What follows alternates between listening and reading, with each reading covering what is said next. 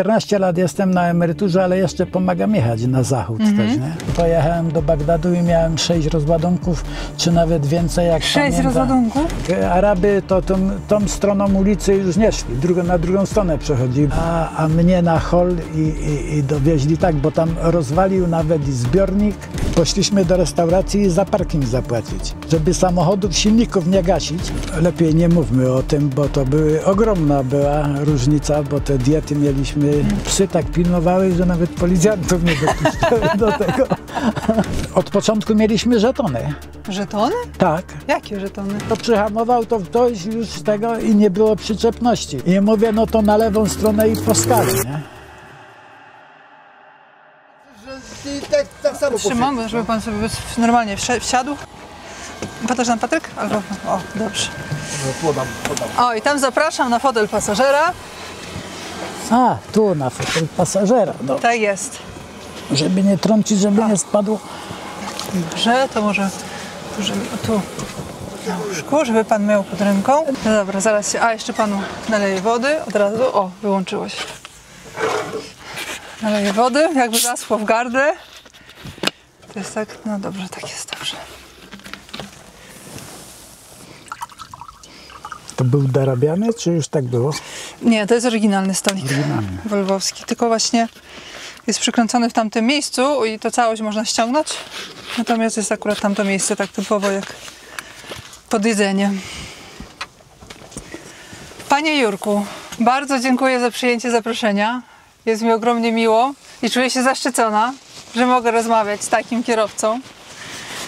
I mam nadzieję, że pan opowie dzisiaj historię ze swojego życia za kierownicą.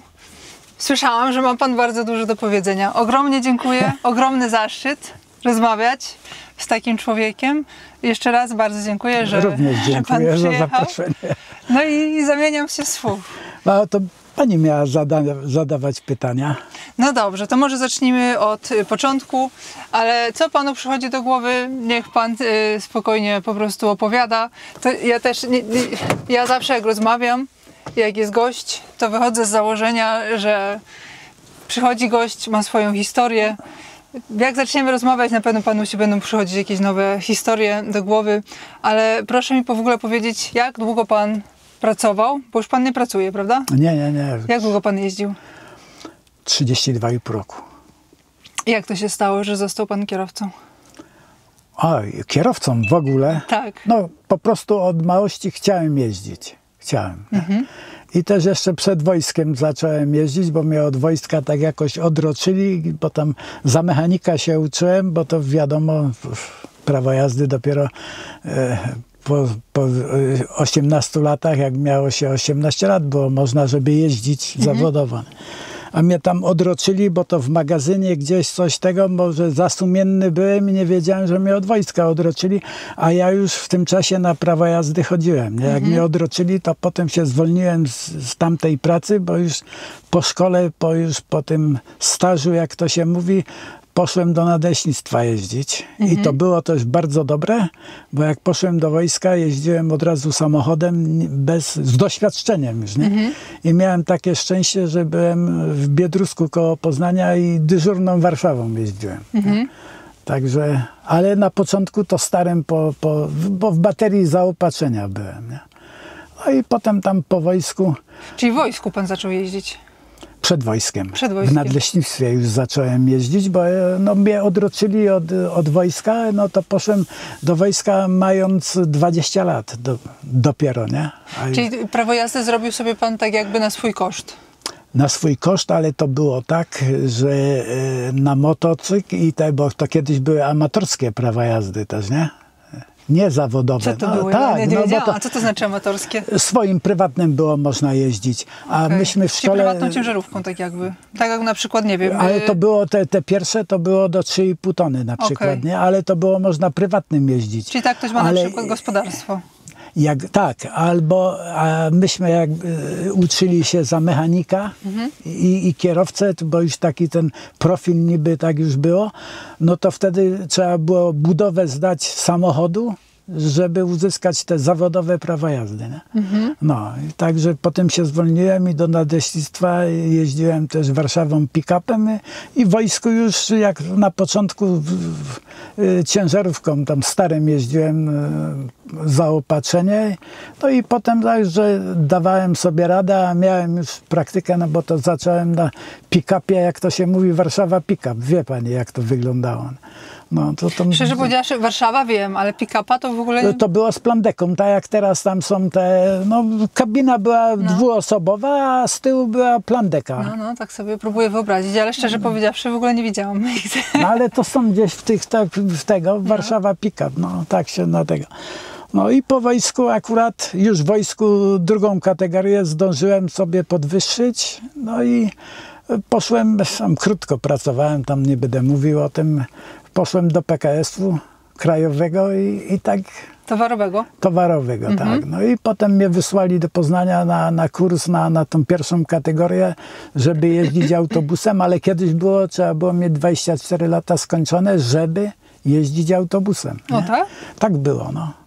Żeby ludzi przewozić, nie? Ale tam jakoś ten kierownik Wydziału Komunikacji akurat w Nowym Mieście nad Wartą robili ten most i żołnierzy myśmy wozili tam na tę budowę tego mostu. Także miałem też takie pozwolenie, jak to się mówi, nie z pasażerami, tylko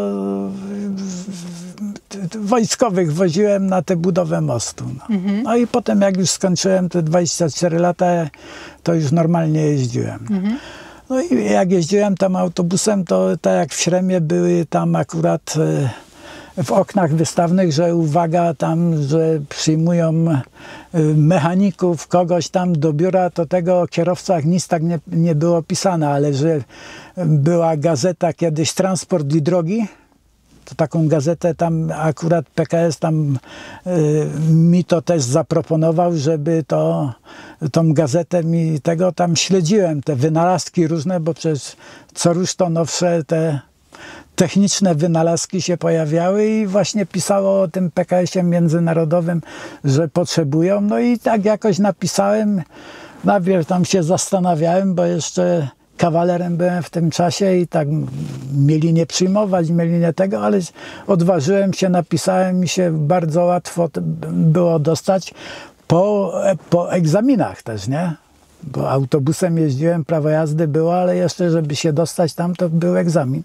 Z przepisów z jazdy i z języka, trochę tam obcego. Nie? O tak? Tak. I jaki język był preferowany? Angielski, francuski albo niemiecki. Tak, w podstawowych tam takich rozmówkach nie było tam żadnego świadectwa czy czegoś, nie? No i egzamin z jazdy. No i jak wyglądał taki egzamin? To było akurat do PKS-u na Syreny w Warszawie. Tam mieli te autobusy, te stare Jelcze, no stare, no, które miały tę prostą skrzynię biegów, tą Fullera na 2 razy zmieniane, bo też dużo tych samochodów takich było. No i egzamin, no już to... Nawet z takiego kursu już tam dużo odpadło, bo no, nerwy ich ponosiły, te różne takie nerwowe hamowania, czy jakieś tam redukcja biegiem, redukcja i tak dalej. No, może nie wytrzymali trochę nerwowo, albo widzieli ci egzaminatorzy, bo ich było 2 takich, nie? A 2 aż? Tak. No, to jeszcze gorszy egzamin niż na prawo jazdy, nie? No większy stres chyba był, nie? Bo to, żeby się dostać tam za granicę, jeździć i tak dalej, to już tak trochę każdy się chciał zobaczyć, jak tam to wygląda, jak tego, no i pewnie stres taki był też, nie? Ale były poprawki też, no i tak jakoś się udało, że dostałem się, no i tak tyle lat zdążyłem przejeździć. Także pierwszy raz za granicę 8 lutego 1978 pojechałem do Francji, bo to kiedyś byliśmy ukierunkowani, były wizy. Niektórzy na Włochy, na Skandynawię, tak było. O. Na przykład, co jeszcze wyleciało mi trochę z głowy.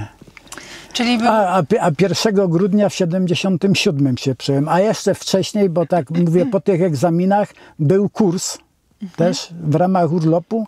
Ten kurs trwał około miesiąca. O, ale kurs na co?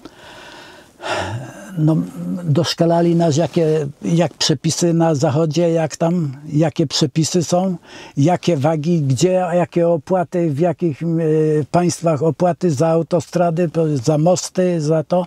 No jak to wygląda ta jazda, no były też filmy, pokazywali jak to się poruszają te samochody, jak się włączać do ruchu, bo przecież to tak normalnie to sama pani wie, jak to się włącza teraz do ruchu, że kierunkowskaz i się ten pas rozbiegowy był już tak i się włączało do ruchu, żeby się nie obawiać tego, nie wyjechać na główną drogę i się rozglądać, czy jakoś tego, tylko się płynnie włączać do ruchu. No, takie to było. Nie? I ten kurs był i po tym kursie był też egzamin. No tak, bo na tym kursie też była nauka jazdy też, znowu, nie? Hamowanie, redukcja biegi, hamowanie, jak to się mówi, redukcja prędkości nie używając hamulca, nie? Tylko redukując skrzynią biegów, nie? No. Czyli aż miesiąc trwało przygotowanie, zanim kierowca tak, był wypuszczony w trasę. To też parę krajówek trzeba było zrobić z kierowcą już doświadczonym, tylko miałem to szczęście, że w tym czasie akurat były podwójne obsady po tych 3 kursach takich po kraju, bo 1 grudnia w 77 się przyjąłem, ale w tym czasie był też na warsztacie taką praktykę, te odpowietrzanie, te podnoszenie kabiny, no wiadomo, żeby nie być gołym i nie wiedzieć, co robić, jak auto by tam jakiś defekt miało. Nie? No, także w taki sposób to się odbywało. Nie? Także od 1 grudnia do jazdy za granicę to było 8 lutego, pierwszy raz. Udało mi się wyjechać pierwszy raz za granicę. Jak pierwszy raz w ogóle, tak? Nie, że ciężarówką, tylko w ogóle pierwszy raz. Tak, w ogóle, no. Bo w tamtym czasie chyba też nawet ciężko było wyjechać, nie? Tak prywatnie za granicę. No niestety, no tak było. No i jakie były wrażenia, jak pan pierwszy raz pojechał na zachód? No z starszym kierowcą, pamiętam, on był z Jeleniej Góry, Michał Laszkiewicz się nazywał. To jest starszy ode mnie, dużo starszy. No i praktyki tak już on to opowiadał, jak to, co tego, tak no pouczał i to było bardzo dobre. Nie? Także miałem to szczęście, że w tych czasach były podwójne obsady i było łatwiej się zaaklimatyzować na tym zachodzie nawet. Nie? Ale teraz też tak się robi. Jak zaczynałam, to też miesiąc jeździłam w podwójnej obsadzie. I to też bardzo dobre. No nie oszukujmy się, no teraz to no łatwiej to jest, bo to można i prywatnie wyjechać i tak dalej, no tak. I takie filmy są przecież, i to tak, no, to trzeba mieć powołanie, nie? Żeby jeździć. Tak pan myśli? Tak, od małego chciałem jeździć i także już nie będę mówił, jak nawet do szkoły podstawowej, jakie tam kabinę robiłem pod domem i jaką kierownicę miałem z pokrywki, z czegoś tam, także no... Poważnie? Poważnie. Aż do tego stopnia. No tak było, no, bo ojciec świętej pamięci był stolarzem, kołodziejem tak zwanym, nie? Także nas było 3 braci, ale żaden w ślady ojca nie poszedł. Ja kierowcą, drugi był kucharzem, a 3 krawcem. Także taki wyjątek. No. I udało mi się tyle lat przejeździć bez wypadku, bez żadnej, no nawet i kolizji takiej, nie? Już nie mówiąc z kogoś winy, ale no takie miałem szczęście, tak jak do tej pory, bo już 14 lat jestem na emeryturze, ale jeszcze pomagam jechać na zachód też, nie? Także prawo jazdy jeszcze mam też ważne, jeszcze następny rok cały. A pewnie pan będzie odnawiać cały czas. No nie, już nie będę, bo już za stary będę. No, przecież nie można? Nie, no, można chyba, no ale jak nawet w ubiegłym roku w wakacje parę razy autobusem pojechałem, bo ktoś mi pomógł tam, bo to trzeba, na kursie musiałem być na tym, także po prostu, no mówię, mnie tam już to nie bawi. Ja mówię, no jak już mnie tam namówił, to ja mówię, jedynie z emerytami mogę jechać tym autobusem. Nie pojadę ze studentami czy ze szkolniakami, zobaczę takiego dziadka za kierownicą, to strasznie. Mówię, pojadę z emerytami, to ZUS się będzie cieszył, że już nie będzie wypłacał emerytur. Ojejku. Nie, sam się chciałem sprawdzić, czy jeszcze jestem sprawny, nie? żeby jeździć. Bo tam jeszcze 2 razy w tygodniu, raz w tygodniu to jadę. No, także... No teraz proszę o pytania. No dobrze, dobrze. To mnie bardzo interesuje ten Bliski Wschód, bo to jest coś, czego już się praktycznie nie da zrobić. I to jest zupełnie inny świat i dla mnie wydaje się to być no, gigantyczna przygoda. To tak teraz to po prostu się odpala auto, wrzuca się adres w nawigację i się jedzie, ale tamto to była ekspedycja, wydaje mi się. Karta, trasa, ekspedycja. No teraz to tak prawdę mówiąc, to nie jednego ta nawigacja wprowadziła w maliny, nie? Się pani śmieje, no tak jest. Mapę trzeba jednak, powinno się mieć. Albo jak nie, to w komputerze zobaczyć jak ta trasa, jaki kierunek jakieś tego, bo tu nieraz są te objazdy, a nawet i w dawnym NRD, czy gdzieś takie są te objazdy i nawigacja też się gubi, nie? Już te nawigacje są lepsze teraz. No, to już zależy jakie, co i jak, nie? Ja tu mam nawigację z Bagdadu, jak chcę pani pokazać, jak to wyglądało, jak my trafiali, to proszę sobie wyobrazić, to może to ułożymy, jak ten plan Bagdadu wyglądał. Jak chce pani to widzieć. No pewnie, że chcę. To niech pani pomoże to układać, jakby to Myśli było. pan, że ja to potrafię? Tu jest ta strona. Jak tu jakieś, jak to wężyki, tak? Szlaczki. Drut kolczasty. To jest też, to jest lewy tu jest, róg, wiem, prawda? że to było tak, bo to już jest stara.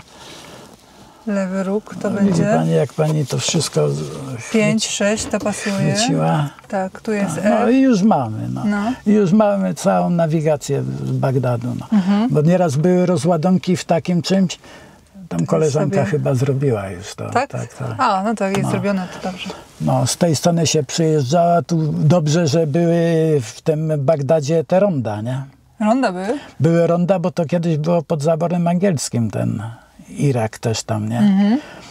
No i były ronda i tu popisane na którym rondzie, bo tu nawet było tak, że z drobnicą pojechałem do Bagdadu i miałem 6 rozładunków, czy nawet więcej, jak 6 pamiętam. rozładunków? No niestety i to nawet nieraz jednego rozładunku w jednym dniu się nie zdążyło. Bo na następny następny dzień kazali przyjechać na przykład, nie? Bo nie miał kto, albo nie mieli miejsca. No to dobrze, że mieliśmy w Bagdadzie hotel, bo w 3 miejscach był hotel tam i to z powrotem do hotelu. No. Także... Czyli auto się zostawiało na rozładunku i wtedy do hotelu? Nie na rozładunku, pod hotel się przyjeżdżało. Hotel. Tak, bo to mieliśmy nawet i pierwszy hotel to był prawie, że w centrum, była dwupasmówka. Tam koleżanka ma zdjęcie tego budynku, co był hotel. I była dwupasmówka i tak jak tego to w samochodzie się zjadło coś tam było można ugotować, jak było więcej kierowców to tu. I tam było tak, że to było z tych czasów takich, że psy przychodziły też, nie? I już nawet jak Araby, to tą stroną ulicy już nie szli, na drugą stronę przechodzili, bo te psy, te samochody tak pilnowały, że nawet Arabów obszczekały i by pogryzły. Okej. Bo tam się rzuciło im trochę tego jedzenia, tego czy kiełbasy, czy tego mięsa jakiegoś tamtego, czy coś tego, to te psy już tak pilnowały każdego samochodu. Bo tych samochodów nieraz 4-3 się ustawiały na tej drodze. Potem mieliśmy przy takim rondzie, to był też plac, a potem już mieliśmy takie gospodarstwo, jakby tam kurniki chyba dawniej to były i tam mieliśmy hotel, nie? Także było pogotowie też tam na miejscu i widzi pani, tak jak tutaj było 6 rozładunków nawet, nie? I to dobrze, bo to było niby tak w rejonie i tak, a wcześniej do innego rozładunku się nie podjechało, bo tak było załadowane, Układane, tak. to kolejność rozładunku taka musiała być, nie? No, ale to... Miał pan okazję też przy tym trochę zwiedzać takie miasto? Jak to tak było, że musiał pan czekać na przykład cały dzień? Nie, było można. Tam zdjęcia są z Paryża, skądś tam w Anglii, w Moskwie się też metrem się poruszało, także no, był czas, bo nie zawsze wszędzie się rozładowało w tym samym. Urzędy celne trzymały. No i, Sobota, niedziela trzymała też. no i miał pan jakieś takie przygody za granicą związane z tym, że był pan pierwszy raz na zachodzie i wszystko było zupełnie inaczej? Albo były jakieś obyczaje, których pan nie znał, jeszcze nie wiedział i to pana wprowadziło w jakieś tarapaty? No nie było tego. Nie było raczej, no bo 12 lat przejeździłem w podwójnej obsadzie ze starszym kierowcą. Z innym, tak jak ten pierwszy, to pamiętam, z kim pojechałem, potem z kolegą jeździłem. Z tym to my tam jeździli pewnie z 8 lat i tak dalej razem, nie? Aż tam do stan wojenny i trochę później tam. Akurat już były pojedyncze obsady, ale tak to dawało się radę. Nie? Teraz się sam zastanawiam, jak to było, że tak się dawało radę. Ja też tak czasami mam, że tak sobie myślę, Jezu, jak to człowiek jeździł pociągiem cały dzień, całą noc i wsiadał w busa i jechał do Belgii z tymi wszystkimi tabołami na miesiąc jazdy i tak się co miesiąc wypakowywał w te taboły i jechał pociągiem z powrotem tu na koniec Polski też, ale moja babcia mówiła, że oczom straszne, ręce wszystko zrobią i to chyba tak jest, nie? Miałem to szczęście, że miałem samochód zawsze i się nie przepakowywałem i tam się nie do tego, takie szczęście miałem. Tak, nie kłamiąc, nie oszukując, życie się udało mi. To dobrze. A proszę mi powiedzieć, jak to się stało, że zaczął pan jeździć na Bliski Wschód? Te auta to były na Europę. Bo to były tak samochód dwuosiowy, 7 ton ładowności, a przyczepa trzyosiowa i 16 ton. Nie? A tam były warunki, tak jak zimą, to bez łańcuchów nie puszczać. Lepiej się nie puszczać. Z ciekawości, no ale potem i z obowiązku, bo zaś już potem nie patrzyli na to, bo tak jak mówiłem, byłem na kierunku francuskim, włoskiej wizy nie miałem, to we Francji pierwszy raz jakoś tak nas dopadło, że musieliśmy to załadować, bo jechać to nie musieliśmy, bo były rezerwy ale zanim my dojechali do kraju, bo to nie było tych połączeń takich no to już wizy były wbite, bo mieliśmy 3 paszporty, nie? 3 paszporty, jeden 3. człowiek?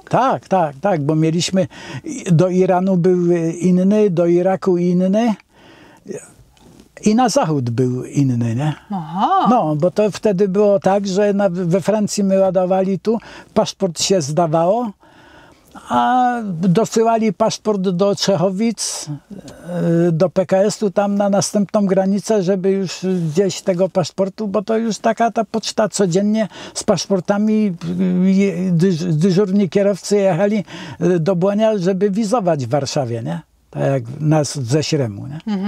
No. Także codziennie było tak, że 2 kierowców jechało z paszportami. Nie? To jest dopiero ciekawe, nie?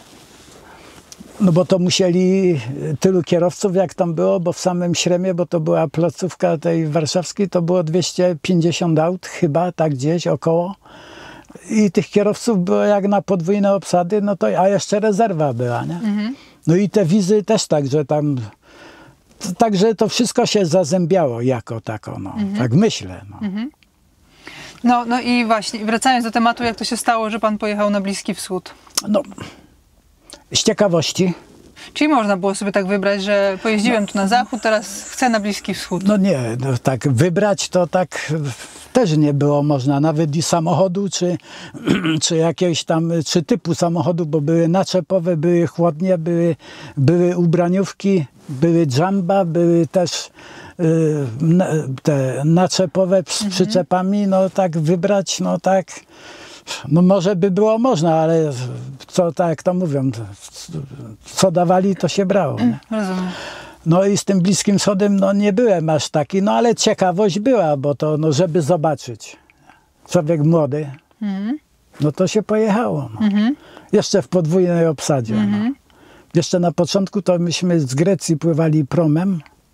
I z Grecji dokąd? Do Syrii. To do Lataki albo do Tartusu.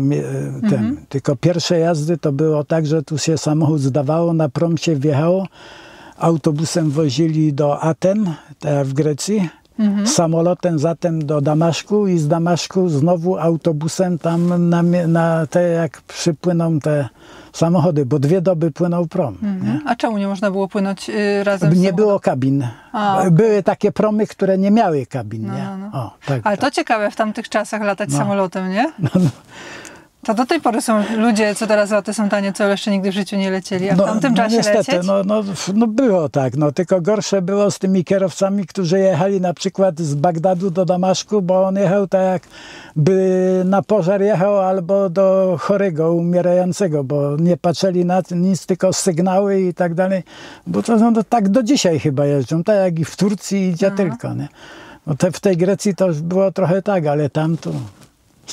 te autobusy były też nie najlepszej jakości, ale pędzili tak jakby się paliło. Okej, że strach było trochę? No niestety było. Na pewno jakieś było. No i jak to było na tej pierwszej trasie? Albo pierwszej, albo jakoś może pan To pierwszej... ciekawość była, no niestety, podziwianie jak tam, no bo nie oszukujmy się, u nas aż tak źle nie było, a tam jeszcze na osiołkach jeździli. Są zdjęcia też tam do wglądu i tak dalej, tam koleżanka tam, nie, siostra pani tam już porobiła te zdjęcia z tych zdjęć i tak dalej, no. Nie było tych dróg takich dobrych, pasów nie było. Na kierunkowskazy nie reagowali, jakby dlatego były podwójne obsady, no to szybę się otwarło i ręką się pokazywało, ale jak się ręką pokazało, to wpuszczali także bez problemu. Tak jak u nas teraz kierunkowskaz się włączy, to dużo jest ludzi, co wpuszcza, a na zachodzie to już było dawno. Taki kierunkowskaz, no sama pani wie, włączyło się, to umożliwiają wjazd. Nie? A miał pan okazję coś jeść z tamtego jedzenia? Czy tak cały czas na swoim jedzeniu? Raczej na swoim tam. Zdarzyło się, że w Turcji się jadło tak z ciekawości, tylko oni to robili na miejscu nawet, tak, nie? To jakie mięso się chciało, co obkrojone, czy ryby nawet żywe pływały tam, jak w Turcji i tak dalej, to je skrobali na miejscu i tą rybę smażyli, nie? O kurczę, to też ciekawe, tak, nie? I te mięso, z której części, czy nawet czy wieprzowe, czy te baraninę i tak dalej, to przecież ja tam nie wybrzydałem, też trzeba było spróbować baranina z ryżem. I to dobrze nawet, dobre. Te sałatki też mają dobre. I nawet i w Turcji, czy w Grecji i tak dalej tam. I te placki trzeba było jeść w Iraku czy w Kuwejcie i tak dalej, tak, bo to tego chleba ile mogło dobrego jeszcze się utrzymać na tyle dni. Bo tak to pan jedzenie wiózł całe ze sobą. No przeważnie się tego, A miał pan lodówkę czy nie? To się kupowało takie kolega miał na gaz, a ja miałem elektryczną. To w Rosji kupiłem taką, nie? Tylko to ona też tam działała parę tych miesięcy, ale potem już też przestała działać. Ale działała jako izoterma. Nie? Ale kiełbasę jak się powiesiło w samochodzie, to ona obeschła, bo tu wywietrzenie i także nawet i lepsza była jak ta z lodówki. Czyli była czy z taka suszona zamrażarki. Kiełbasa pod sufitem. A mięso to w słoiki i ze smalcem i tego zagotowane. Tak jak zimą ziemniaki te piresie kupowało, czy makaron. A jak już brakowało, tak latem ziemniaki, żeby nie zmarzły, to latem i tak dalej. Się szykowało. Tak, Nie psuły się słoiki? Niektóre się zepsuły, jak były źle zagotowane, czy może źle zakręcone. Nie? Ale to przed przygotowaniem trzeba... A wodę? Wodę pan wiózł całą, czy... Wodę całej to chociażby pani wiozła tam takie zbiorniki. Były samochody u nas przystosowane na Bliski Wschód i były zbiorniki 100-litrowe albo 60 tej stali nierdzewnej, nie? Ale co z tego, że tam jak już widzieli, że jest taki tego, to w nocy każdy się umył, czy Turek, czy ktoś i już wody nie było nawet i do mycia. A że spuścili? Sami się umyli, czy spuścił do siebie na przykład, nie? Bo przecież jak się tu w Iraku na Faludzi urząd celny, to samochodów ogromnych jeden przy drugim stał, bo tam było też wyasfaltowane i tak dalej. To była woda, ale potem już nie było. No, w Turcji się dobierała, była woda też dobra. No. Kupowało się w Jugosławii, dawnej Jugosławii, te 5-litrowe, bo u nas jeszcze tych plastyków nie było, to taką się kupowało też. Nie? No. Także, a wodę tam to, jak w hotelu to było z tych, jak to się nazywają, te sekuratory, czy jakoś tam do tej destylacji tej wody, no to u nas też nieraz są takie te, w hotelach gdzieś to takie te, do tej uzdatniania wody, czy do czegoś takie, do napicia, tak, nie? Jakieś awarie miał pan, takie, które pan szczególnie zapamiętał? Jedną, jedyną miałem, bo to było już auto, które miało już przebieg, a to jeszcze wszystko smarowane było i wał napędowy do tylnego mostu, ten wał się nazywa, to mi z głowy wyleciało ten. No jak dla mnie to wał napędowy, może ma... No a tyle to się już nie znam. I te krzyżaki to były też smarowane, nie? No. I to się tam, no może już był, że do wymiany do tego ktoś to nie zauważył i w Niemczech akurat się przed dojazdem na parking się to rozsypało. Policja przyjechała, ale kolega jechał i miał linę, bo było tak, że jak myśmy jeździli na Bliski Wschód, to powinien być hol sztywny albo lina jakaś, nie? To w Turcji policja wymagała. Jakby tego nie było, trzeba było bakszyt zapłacić, nie? I kolega akurat jechał i widział, że stoi i tak dalej, to się zatrzymał i za zgodą policji, które było blisko do parkingu, kazali ściągnąć na parking. To taką awarię miał. Przyjechało pogotowie, przyjechał drugi samochód, bo to z przyczepą było, po tą przyczepę, a mnie na hol i dowieźli tak, bo tam rozwalił nawet i zbiornik. Paliwo? Ten wał, tak, zbiornik paliwa, która też te paliwo wyciekło i tak dalej, no ale tam żadnych kosztów nie wiedział, tam straż przyjechała, to zneutralizowali, ale dużo tego paliwa też nie było, nie? Okay. Teraz to by dużo kosztowało. Nie, ale chyba jak są auta ubezpieczone, to chyba by, może, no nie wiem jak to się, bo te zielone karty, co mieliśmy, te ubezpieczenie takie tego, to ode mnie nikt nic nie wołał, nie?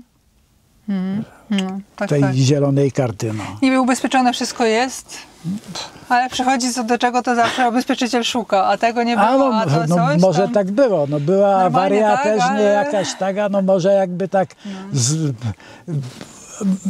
nieświadomie uszkodził ten zbiornik i to paliwo, może by to inaczej było, ale tak to przecież kierowca nie miał wpływu, nie? Tak. A to najgorsze, że też go nie było słychać, nie? Bo nieraz taką awarię można by było przewidzieć, nie? Jakieś tam wstrząsy, wibracje czy czegoś, a tu akurat no, nic tam nie odczuwałem, nie? I jak często trzeba było smarować to zawieszenie w ciężarówce?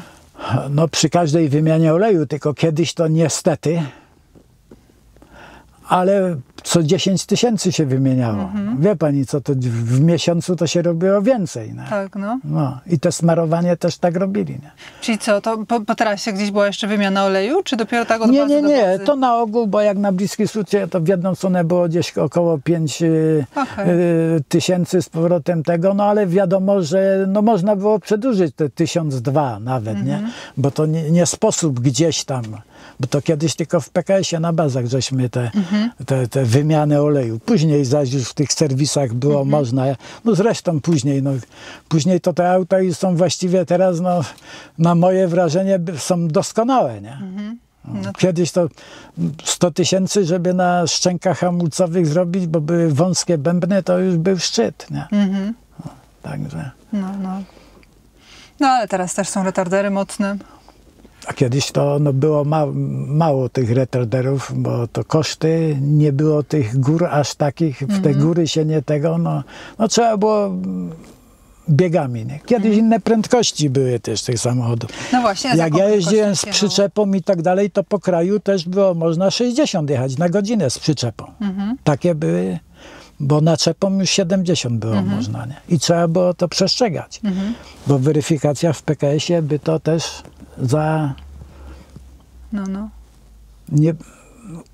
nie karaliby, ale nieraz i 2 tygodnie na warsztat za karę. Do kozy. Do kozy.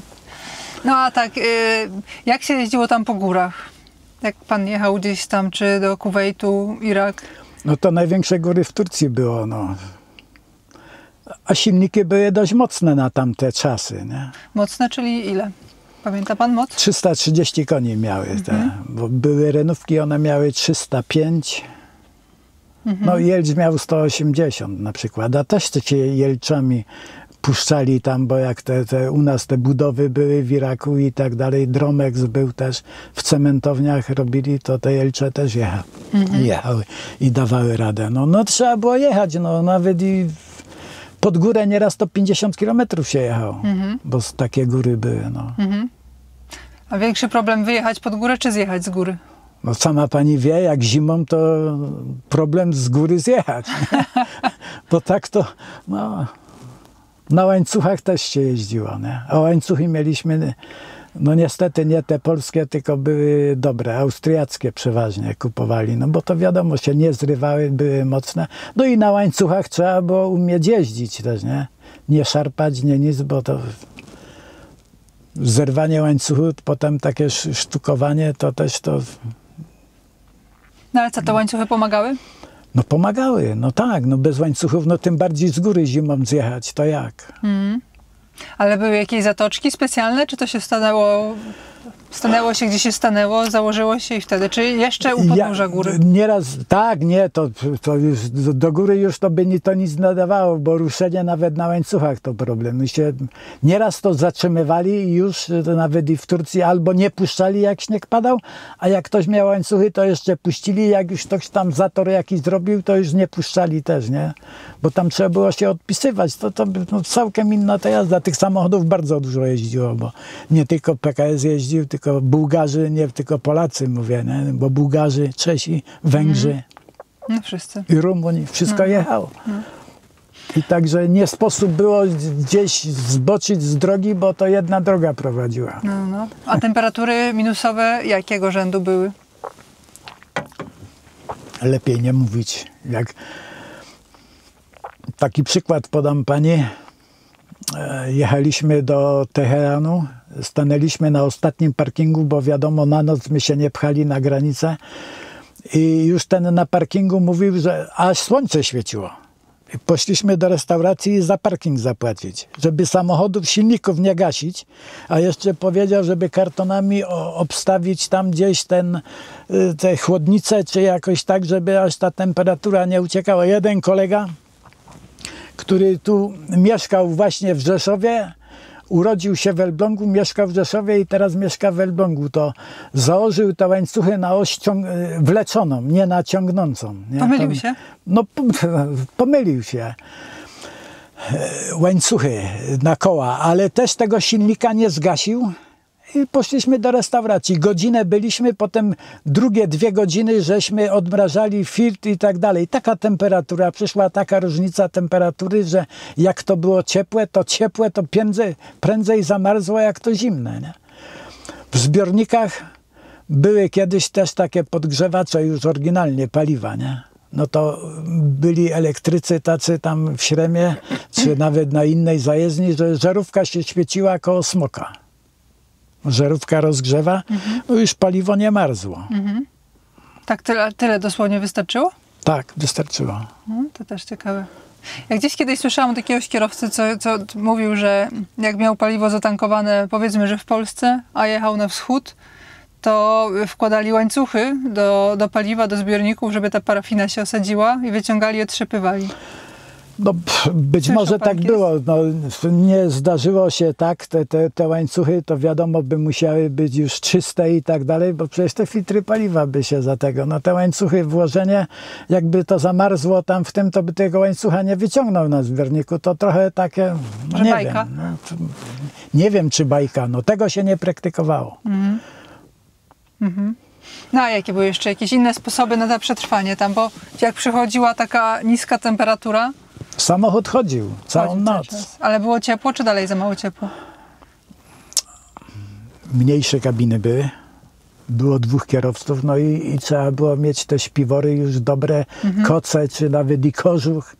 No, dawali w PKS-ie i zimowe buty takie, i kożuchy, no.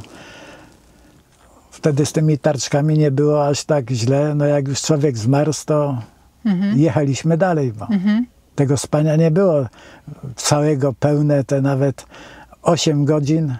No właśnie, bo tak lata 70. przełom, 80., to wtedy już tachografy były...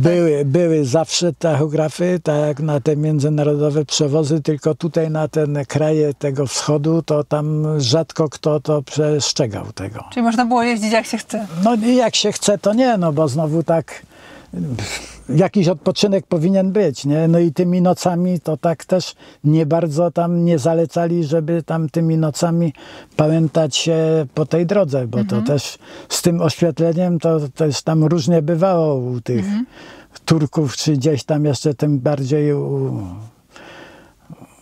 Arabów, nie? No ale były jakieś niebezpieczne sytuacje na trasie, takie związane z napadami, z ludźmi, którzy chcieli coś wyłudzić, coś... No nie miałem tego.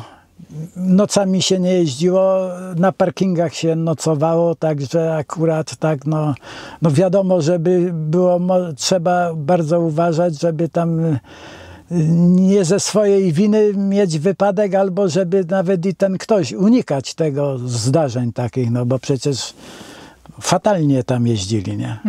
No ale gdyby się coś takiego zdarzyło, to... Nie, tam w każdym państwie mieliśmy przedstawiciela, czy jakieś tego, czy opiekuna nawet i... No ale telefonu tak, nie było. proszę? Telefonu nie było, żeby zadzwonić. Ale to no, były budki, były parkingi, było to tam, no radziło się jakoś tak, no, podwiezienie do tego, bo jak w Turcji był Turtrans i on na granicy tam pomagał te odprawy te papierowe i na tych parkingach tam do Turtransa też trzeba było i się odpisać, bo on miał kontakt z przedstawicielem nawet, nie? Polskim, nie? Bo w każdym państwie tam, no, w Iraku mieliśmy przedstawiciela, we Francji, w Niemczech, we Włoszech, także to było. W Turcji nie było, tylko Turtrans tam się. No. W Bułgarii było, też było można do niego dzwonić, także no, telefonów nie było, ale były stacjonarne. No. No ale co, byłby kierowca, który by miał wypadek z takim Turkiem, załóżmy, w Turcji? Były takie zdarzenia, były. I to jest taki duży problem wtedy? No, mógłby być. No, policja to wiadomo, że nie pójdzie za Polakiem, tylko tego. No ale na pewno Adam też coś opowiadał na tego, bo tam był nawet i świadkiem, nawet on chyba jakąś kolizję tam miał gdzieś w Iranie nawet, że pomiędzy mu wjechał, nawet na zdjęciach w tej jego książce, co opisywał tam, nie? No ja akurat nie miałem i nie będę tu się wymądrzał, ale były wypadki, były, nie? To nawet i w Turcji było, że się ładowało, to na powrocie jechali, ładowało się naczepę i ciągnik na samochód i tak przyjeżdżały z powrotem. Nie? Takie uszkodzone już, nie? Czy nawet i zepsute, bo też się tak zdarzało. No a Kuwait, jak tam się jeździło? No, malutkie państewko to się zajeżdżało tylko w jedno miejsce na taki urząd celny i to właściwie to z granicy był taki konwój, że 10 samochodów i zaprowadzali tam, także nie było obaw. No, czyli tam było najłatwiej. Nie kraj tranzytowy. No, czyli najłatwiej, bo nie trzeba było już nic Ruchu jako takiego nie było i byli już tak tam, no trochę to było łatwiej, bo no, bogatsze państwo mieli, jak osobowe, to mieli te amerykańskie samochody, tak jak i w Iranie też, w tych czasach mówię. Także no tam, żeby spowodować wypadek czy coś takiego, to by było trudno. Także to było z granicy, zresztą małe państewko i w jedno miejsce, ale tam mieliśmy, że albo nas podchodził do hotelu, bo na urzędzie celnym nie było można spać, tylko zawodził. Tam było takie mieszkanie normalnie w bloku i... PKS-owskie. No, tam przedstawiciel tam był też tam w tym... Tego, że się opiekował tam i przywiózł, zawiózł, a tam już jak było wiadomo jakim numerem autobusu, to już się dojechało te sami. Jak się stało tam, oni w piątki mieli te święta, to się jeździło tam na zakupy też, nie? I co pan tam Elektronika. kupował? Elektronikę? No, radio dwukasetowe, jak to kiedyś było, to Sharpa. To jak nas 5 kupowało, to było $150 na jednym radiu taniej. No to bardzo dużo. To ile to w ogóle kosztowało, że aż $150 na jeden taniej? Już teraz nie pamiętam, bo oni tam mieli takich cen. No, jakby widział jednego i jeszcze dobrze ubranego, czy jakoś tego, że jeszcze Europejczyk, no to by ściągnął nie wiadomo ile. Jak my tam weszli w 5, 6, no to już inaczej to rozmawiał, nie? No to wtedy myśmy cenę dyktowali, a nie on. Wychodziliśmy ze sklepu, a on nas wołał z powrotem. Tak? Ostre negocjacje. No, ja nie chciałem kupić tego radia, bo w tym czasie jeszcze kawalerem byłem. No. No, to po co mi takie radio, nie? Bo jak, którzy byli już tacy, co mieli taką młodzież, no to wiadomo, dwukasetowe przegrywanie, nagrywanie, bo to z możliwością nagrywania. Z mikrofonem takim bezprzewodowym. O, to było też takie, no, to było też fajne. Widzi pani, jak to tak rozmawiamy i to człowiekowi przychodzi nawet. Ten mikrofon był bardzo ładny też taki, nie? Do tego, no. No w Polsce chyba nie było wtedy tego, nie? W Polsce to na pewno, nie się zastanawiam, czy na zachodzie to było, bo to wszystko tam, no na zachodzie mogło być, no. To skąd oni to ściągali? No Sharp to chyba był japoński, nie? Bo ja tam sobie nie wiem. No tak mi a się to ciekawe, wydaje. że tam było, a tutaj nie było, nie? Tam bo te nasze budowy, co były w Iraku, to jeździli autobusami na wycieczkę, na zakupy do Kuwejtu, bo tam dużo taniej było. I trzeba było za to cła opłacać na granicy, czy nie? Nie, no już teraz nie pamiętam, ale tam ile rzeczy tam było, coś było można do iluś tam kupić, no nie wiem, no w każdym razie, no nie płaciłem, nie pamiętam, żeby tego cło płacił tam u nich, nie? Tego. No dobrze. A tak teraz troszeczkę, żeby mieć trochę kontekst, jak pan dawniej był miesiąc w trasie, załóżmy na Bliski Wschód, przekładając to na zarobki, co można było kupić za taką miesięczną pensję? Albo na przykład jaka to była wielokrotność w stosunku do takiego, powiedzmy, kierowcy, co jeździł po kraju? Lepiej nie mówmy o tym, bo to ogromna była różnica, bo te diety mieliśmy łącznie z tymi dietami. Pani by chciała wiedzieć, bo zarobki były oddzielnie, złotówkowe, a to nie, to Tak były, łącznie, to nie? były diety, no. No lepiej tego nie nagrywajmy, bo po co? To już minęło. Ja wiem, nie? że to już minęło. No ale była wielokrotność, nie? No, była wielokrotność, no wtedy to zarabiali, nie wiem, $30 na przykład. Miesięcznie? W przeliczeniu, tak, No, no bo w przeliczeniu, to to były takie czasy w tym, nie? $30, nie? No, 30, może 40 to w zależności od zarobku, tylko mój ojciec akurat tak w tym czasie tak zarabiał, nie? No a tutaj 500 i coś się przywoziło z tego, kurde. nie? To gigantyczne pieniądze. Bo taka stawka była, tak dawali, to chyba za Kuwejt było blisko 600 tam dolarów, nie? To też pewnie dlatego kierowcą był pan dawniej, nie? No nie, było tak, no niestety, no. No, tak się mówi zawsze, że ten szacunek dla kierowców dawniej był dużo większy. Nie, przedtem był bardzo. No, i był fach w ręku, były podróże gdzieś i To tam... też odpowiedzialność była, ale takie były czasy, takie tam wtedy to może nie zarobki, tylko te diety najwięcej tak trzymały, nie? No, w każdym razie, ja niby poszłem też na 3-4 lata, żeby tego, a przesiedziałem 32,5 roku. Ja poszłam na rok, a to już 14 rok. No widzi pani, jak to jest. Tylko teraz jest inaczej. Ja przedtem, co prawda, jak miałem 23 lata, kupiłem Warszawę z milicji, z przetargu. Ojca brat był w milicji i tak się udało kupić. Potem kupiłem Fiata, co miałem parę dni i taki weterynarz chciał kupić i go sprzedałem. Potem kupiłem drugiego Fiata. Komuś się tam kolor spodobał, co miałem też 4 miesiące, to mu sprzedałem i trzeciego Fiata, nie?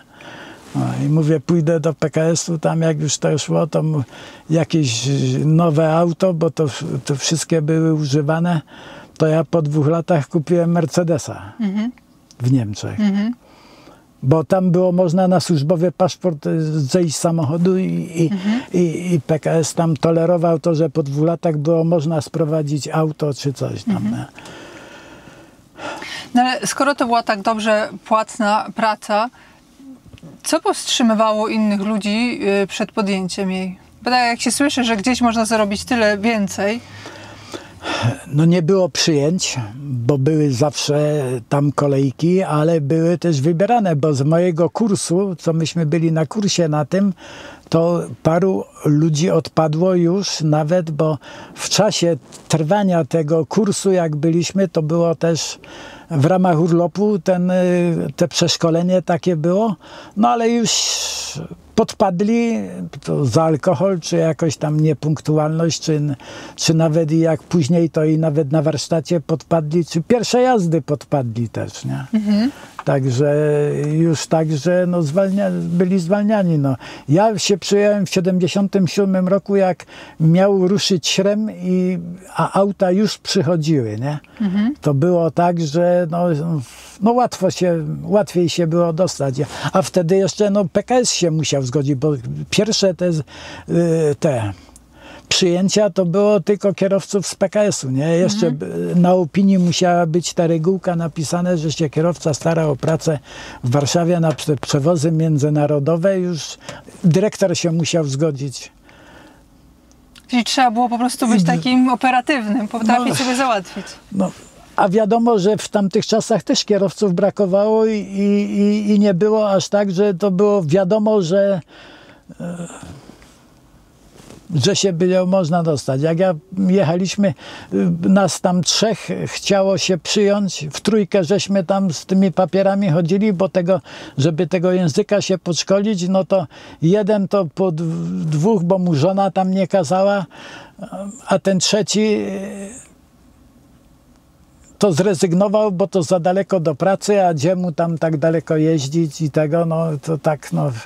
Ja miałem to szczęście, że no piałem do tego, żeby no nic mnie nie trzymało jeszcze, jak to się mówi. Nie? No ale wspomniał Pan o języku. Jak w tamtych czasach przecież języka obcego w szkole nie było. A to prywatnie, żeśmy chodzili prywatnie, a do technikum takie już były też, no do technikum, no nie to do szkoły, tylko w szkole, w technikum ktoś tam uczył tego, nie? I to tak, no prywatnie, nie? No bo to już teraz nie pamiętam, jak to było, nie? Ale że to też jeździłem wtedy autobusem i też te godziny pracy, to z takim kolegą, który po 3 latach przyszedł później, to prywatnie żeśmy do niego, nie? To było łatwiej tam, bo to ja nieraz jak się spóźniłem na ten kurs, bo tam i dziewczyny chodziły i tego, no to wiadomo, jak ktoś wszedł, no to a czemu tak, czemu niepunktualne, bo to myśleli, że się ktoś specjalnie spóźnia albo coś, nie? No to żeśmy prywatnie się tam, nie? No świadectwa nie trzeba było mieć na tego, no ale żeby coś odpowiedzieć na pytania takie tam, nie? No ale przy zatrudnianiu, przy takim selekcjonowaniu PKS patrzył też jakoś na kulturę osobistą, na jakąś taką ogładę? To już było, że jak wystawiali opinię, na przykład, nie? Tak jak ja akurat w PKS-ie w Jarocinie, to była placówka Kalisza, no to już kierownik wiedział, że tam bym chciał się dostać, no to poszedł na rękę, bo by powiedział, o jemu też brakuje kierowców i nie puści, nie?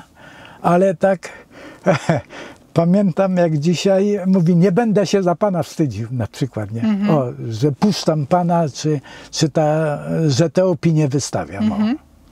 No. Nie chwaląc się tutaj tego, ale tak było. Widać, no? To ciekawe, nie? Jak to teraz... Ale później zaś były przyjęcia już tak z innych firm, z innych tego, no bo tych kierowców no, też brakowało wszędzie, no i w PKS-ie też jak przyszło dużo samochodów, a kierowcy z całej Polski byli, nawet i z Zakopanego byli, nie? Jasło, Krosno, z Rzeszowa przecież byli, Elbląg, Białystok, także z całej Polski. No. No nie każdy miał odwagę też, nie? No, ja tak a i nie każdego nie przyjęli też, nie? No ale tę odwagę chyba jakąś trzeba było mieć, prawda? Raz, że człowiek nigdy za granicą nie był, a tam gdzieś jechać na Bliski Wschód, czy tam na Zachód. Tylko na Bliski Wschód pojedynczo samochodów nie jechały, tylko mieliśmy wpisane w te takie zwane tepetki samochód towarzyszący. Nie? Żeby samemu się tam nie jechać. No ale i tak jakoś widać, że I nie podwójne obsady były. Później zaś już, no wiadomo, zaś później były pojedyncze obsady, to się jeździło pojedynczo. No. Też były, jak to się mówi, te w małżeństwie się rozwodzą i też spięcia w kabinie były. No ja na szczęście, nie chwaląc się, jestem uległy. Miałem takich tych towarzyszy w kabinie, że też nie kłóciliśmy się. Nie? No tak, to mówią, że podwójna obsada to muszą się dobrze dobrać. Ale panu... Muszą się myć. Też. No tak. Ojejku. Ale miał pan takiego jednego kolegę, z którym pan jeździł przez lata, czy... Kolegę tak, z Jarocina, tak, no bo to było, można się dopasować, nie? No szli na rękę, nie? Także tak, no łatwiej to było, bo też na stałej linii jeździłem i do Szwajcarii i do Paryża też na stałej linii takiej, co się jeździło, że no tydzień w tydzień i to z jednego miejsca zamieszkania to łatwiej było już się poruszać nawet, nie? No ale do takiego Kuwejtu, Iraku, co tam się woziło? Jakie ładunki? Myśmy akurat mieli, pierwszy załadunek był we Francji, to z tym, drugi miałem w Pabianicach, był te nakrycia na te kapy, mówili na te tapczany, na coś tego, no i dywany też szły, nie? To w Pabianicach, w magazynach, ale czy to było skądś tam, to tam nie było fabryki, tylko magazyny. W tych magazynach było ładowane. No to ciekawe, bo by się dawało, że to z Turcji by sobie ściągnęli te dywany, nie ciągnęli tyle z Polski, nie, ale nie? To z Polski też szły i te kapy, takie nakrycia na te, bo oni też na ścianach mieli też takie, także to... A mi się jakoś tak zawsze kojarzy, że te wszystkie takie rzeczy tekstylne to zawsze w Polsce były z Turcji. Nie wiem. Czyli tak teraz w transporcie, jeździ tam i z powrotem. To może przychodziło z Turcji, a inne wyjeżdżały tam, no tak jak teraz jest, no tak sama pani wspomniała, no garki z Olkusza szły, czy jakieś tam, to pamiętam też, no takie miski, nocniki, czy jakieś tego, ja tak się wypytuję, bo ja zawsze miałam takie wyobrażenie, że to na tyle taka trudna, daleka trasa, że jak się wiezie coś 5000 kilometrów, że to jest coś takiego super niezwykłego, coś takiego, nie wiem, coś takiego, co oni tam nie mogą sobie albo wyprodukować, albo że to jest coś naprawdę specjalnego. A to się okazuje, że to zwykłe rzeczy, nie? No ale tam oni chyba, nie wiem, czy tam takich fabryk to w Kuwejcie na pewno wszystko ściągali, a tym bardziej w Iraku, no to też, bo byłem na takim bazarze, co nożyczki bratu kupiłem, jak wspomniałem, krawcem był, to mu angielskie te nożyczki kupiłem, coś tam jeszcze. To jeszcze już nie do żony, tylko do dziewczyny, materiał na suknię jakiś tam kupiłem, który znał się kolega inny, bo nas tam paru pojechało na to, że to jest ładne, to gatunkowo dobre i tak dalej, no chociaż u nas to były, ale przywiozłem też to, nie, no to tak. Ale pan wspomniał, że zaczął pan jeździć jako kawaler. Jak pan spędzał miesiąc w trasie, jak się panu udało żenić? Nie, tego już nie będę mówił. Ja mogę powiedzieć później, jak się udało. Nie, no miałem dziewczyny, to takie, no, które ja już potem wybierałem. Nie to, że ze względu, że miałem coś, że miałem już Mercedesa i tak dalej, tylko no już patrzyłem, bo nawet już pani mówię, na promie jak myśmy płynęli tam, to 2 doby tych kierowców nas było, Polaków, dość dużo, nie? Jeszcze mówię, to ty jak się ożenisz, to mówi, ty się ożeń jak najszybciej, bo jak będziesz miał syna, to jak do syna na przysięgę pojedziesz pociągiem, to cię kto takiego dziadka na pociąg wsadzi, nie? A tu widzi pan, na szczęście miałem 2 córy, już wnuki mam, nie? I to wszystko się udało, nie? No jak się udało, no, a tam powiem, matka świętej pamięci chorowała na te egzemy takie, te od tych proszków, no albo delikatną skórę, bo ja też mam delikatną tą skórę, no muszę też kremować i tak dalej. Także no, poszłem do apteki po jakąś tam maść, bo te maści były robione, mówi tu nie ma, a były 2 apteki, to do innej apteki mam iść to, ale tak bez przekonania, bo no nie chciało się robić, bo były 2 apteki, może tam zrobią, nie, ale tak widziałem, że było to zawahanie. Przyszłem z powrotem, tam patrzę, żeby kolejki nie było, ale nie było tej, która mnie obsługiwała, która mnie tam gdzieś pozbyła, jak to się mówi, nie? Ale to się spytałem tam kasjerki i zawołała, ja mówię, no tam też nie mają, ale mówię, no to może czegoś tam nie ma, a tu czegoś nie macie, to może z tych 2 by jakoś tam, o tego nie można, to tego i się śmieje. Mówi to dobra, niech pan zostawi i za 2 godziny karteczkę, numerek, czyli za 2 godziny poszłem, no było. No jakoś tam musiałem to Urok osobisty zadziałał. Tak i zadziałało to nie tylko tak, tylko to przyniosłem tam, było w tym czasie, że nie było u nas kawy, a był Peweks. To poszłem do Peweksu, czekoladę, wino jakieś tego i tą kawę kupiłem taką większą i to już mnie nie pozbyły, tylko na zaplecze wzięły taki stół duży do śniadań i tak dalej i tam się rozgrywały, bo były 2 panny jeszcze, ale się żeniłem, miałem 33 lata i w takim wieku też miałem. No to już był ten czas taki ostatni czas, jak to mówię. Dobrze, bo już pośmiałem się, że mi łzy aż lecą śmiania. No, ja tak sobie... Pani powiedziała, jak się udało to. No, ja tak sobie pozwoliłam takie pytanie Nie, no trochę... dobrze, no samo życie to jest. Nie? Ja tak często słyszę od kierowców, właśnie młodych kierowców, że mówią, znaczy młodych kierowców, często słyszę od kierowców, że mówią, że ja już zacząłem jeździć, jak się ożeniłem i całe szczęście, bo teraz widzę, że już bym się nie ożenił, bo to człowiek cały czas w trasie. No i nie zdąży, nie? Nie zdąży. Nie no, były sprzeczki na ten temat, nie? Żeby już przestać jeździć, bo 2 dzieci była, jedno po drugim. I ja już to kupiłem za kawalera, ten dom, bo Mercedesa sprzedałem i dostałem dość dobre pieniądze i trochę dołożyłem i kupiłem domek. Kupiłem zaś potem, bo za złotówki to sprzedałem i kupiłem nowego Poloneza. Także to wszystko było, tylko no, czasu nie było za dużo, nie? Czasu dobrze, się nakupić, że teściowa była blisko, dochodziła tam do pomocy, tam żony, siostra i tak dalej. Także, no ale namawiany byłem, żeby się zwolnić. No to mówię, jeszcze to, jeszcze meble, tu jeszcze to i to tak, no. Dobrze, że się nieraz pralka popsuła. To trzeba było, no. Bo tych pieniędzy trochę więcej było, no i tak, a zaś już to już w niepamięć poszło i do emerytury dojeździłem, no.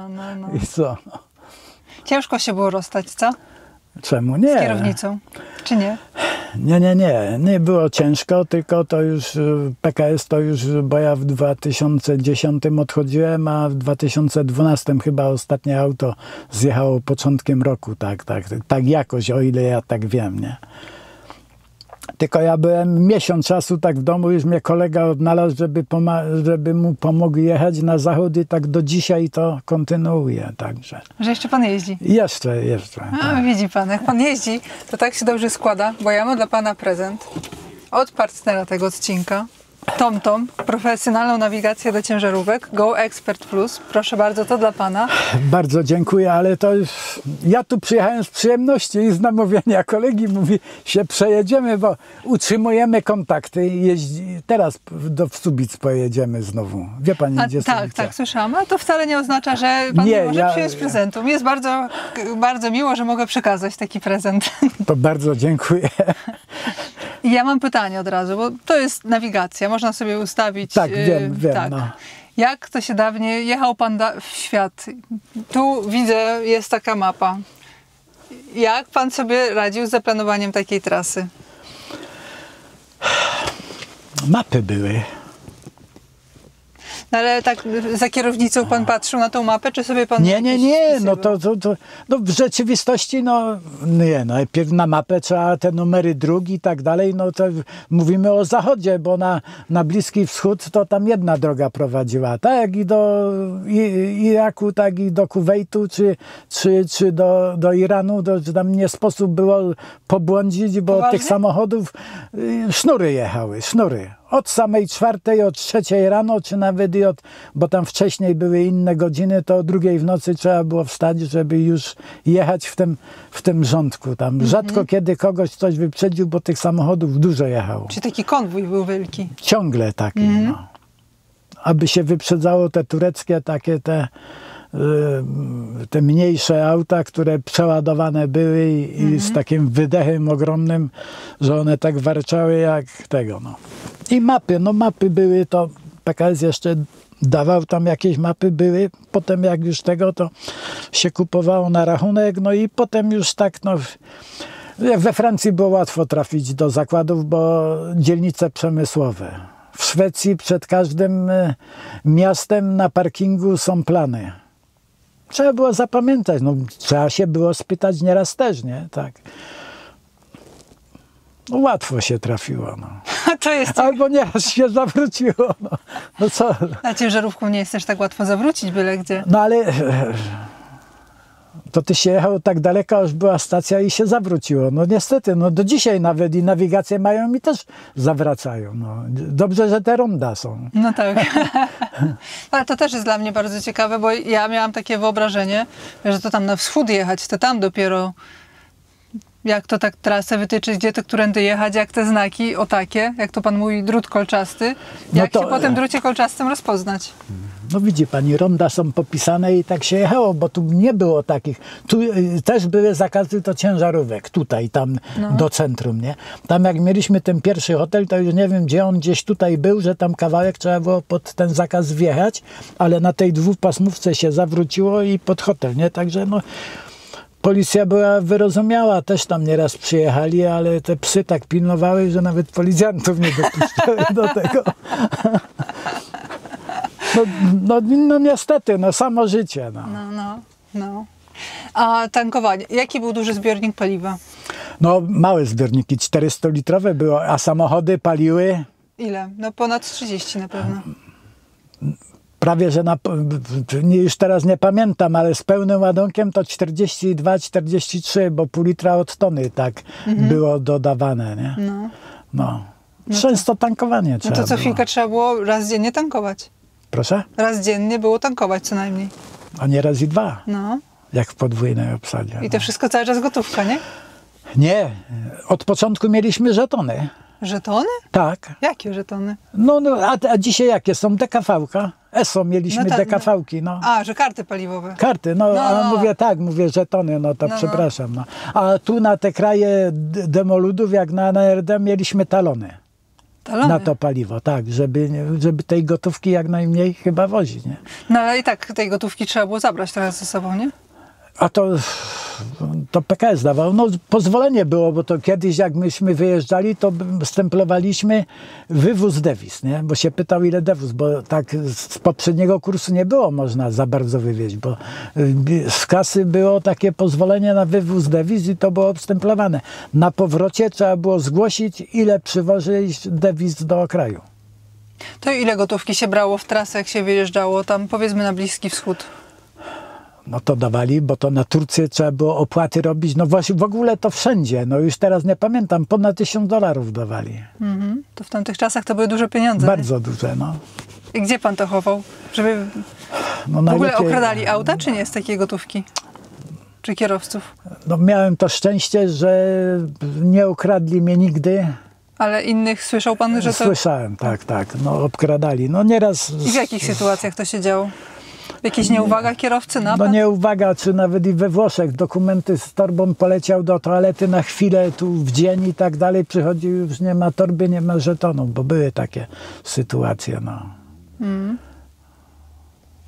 Były jeszcze inne sytuacje, ale to już Nie na to, no bo na tym kursie nas przestrzegali przed dziewczynami, żeby nie wpuszczać do kabiny, nie zabierać przygodnych. Tak, no. Czyli takie sytuacje, co niektórym się zdarzały. I poszkodowani byli, bo ich zwolnili, bo były też takie, nie? No tak.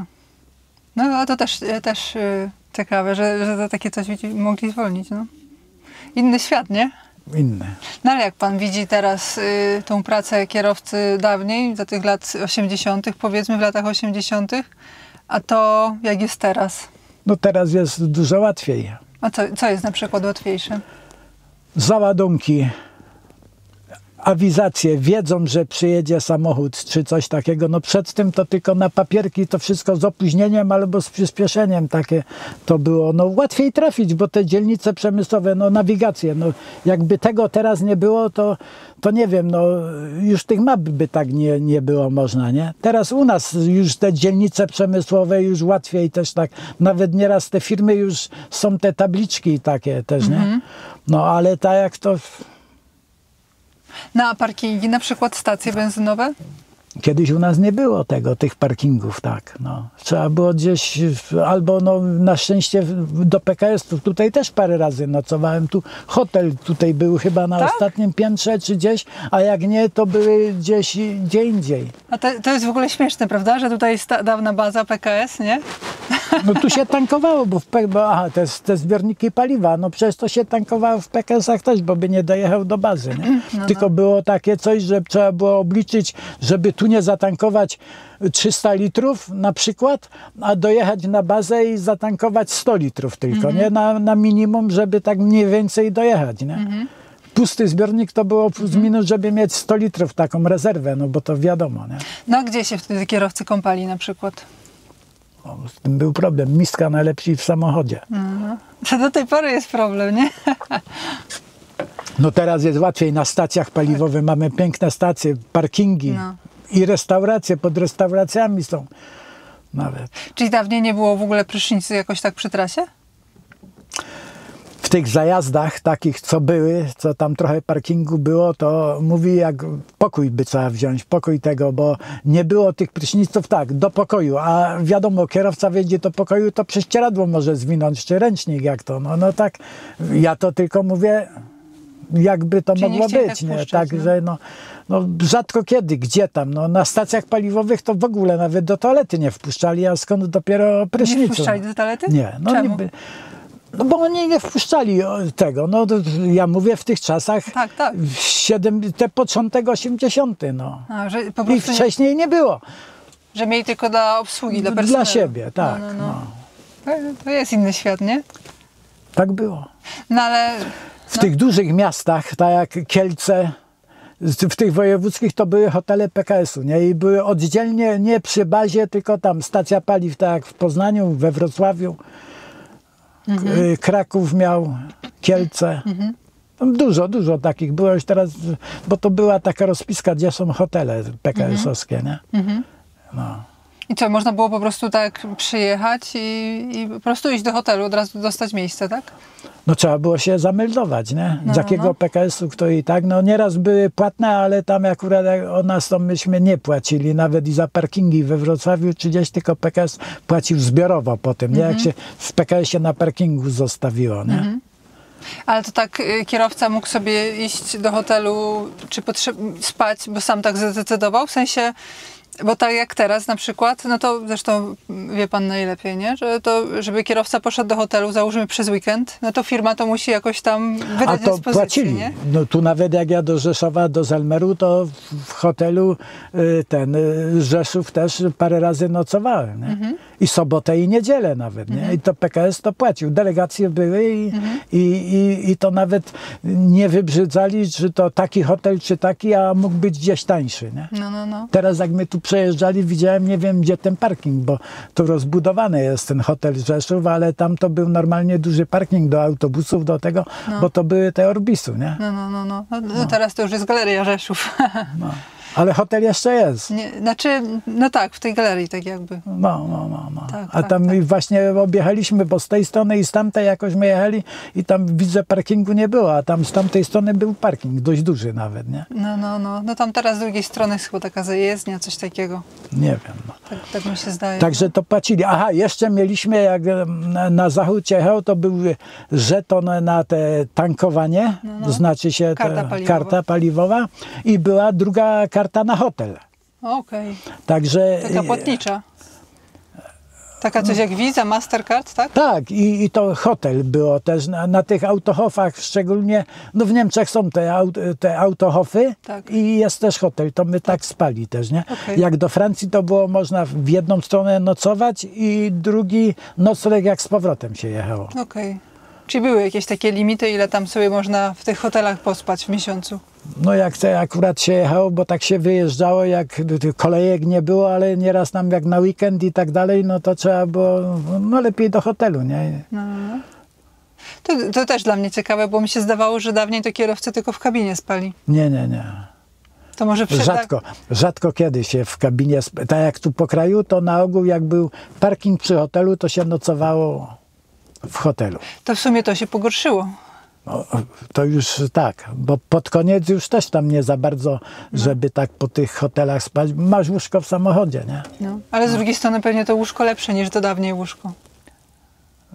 No, kiedyś to były, no ogrzewania nie było też, nie? No tak. Te pierwsze nie miały. Webasta mówię na myśli, tak, nie? tak. No a jak już pan miał rodzinę i dzieci, co pan przywoził z trasy dzieciom?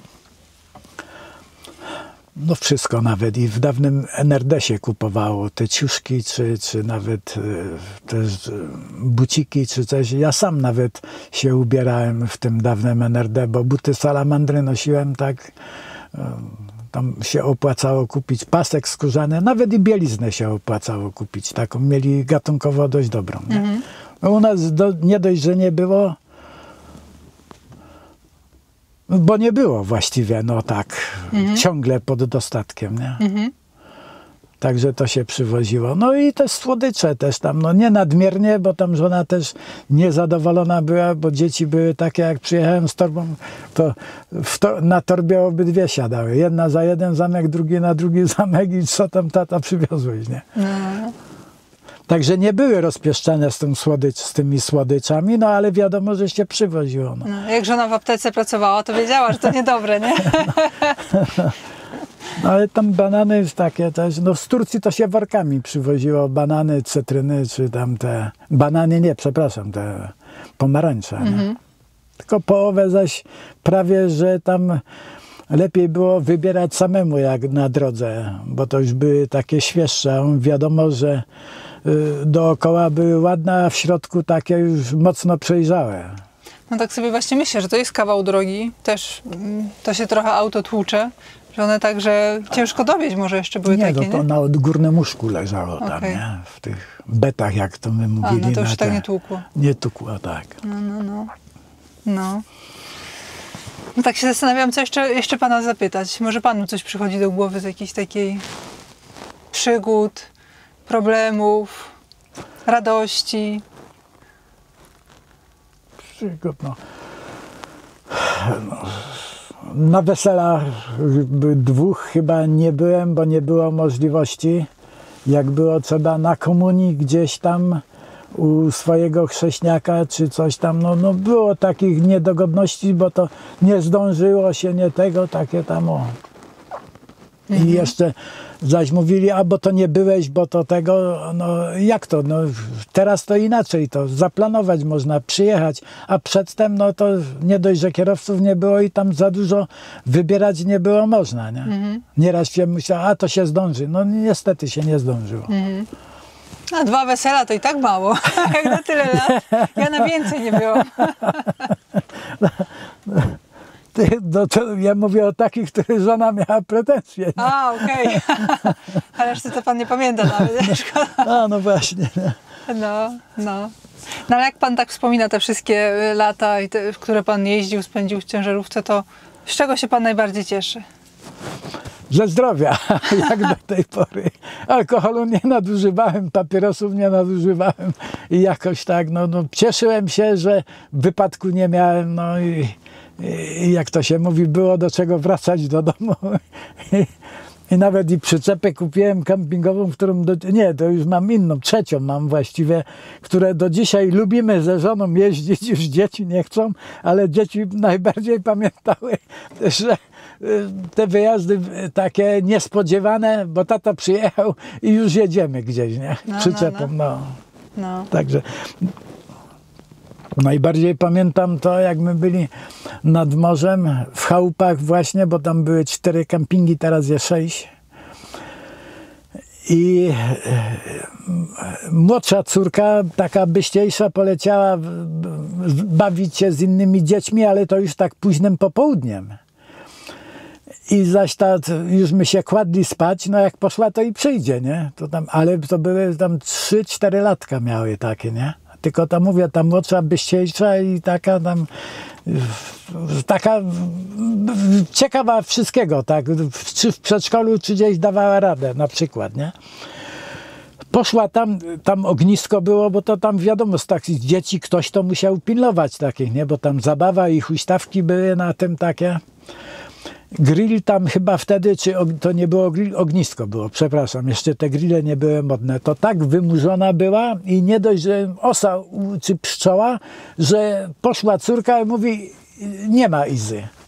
I ja poszłem, wszystko zbawione, a już szarówka była. Jak na lato to była 22, chyba już nawet i po 22. No mówię, nie ma jej. Po jakimś czasie wchodzi, żona mówi, kto to przyszedł?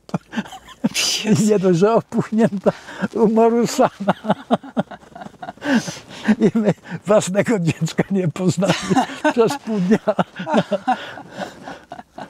Dobre dzieciństwo, do dzisiaj nie? To pamiętamy.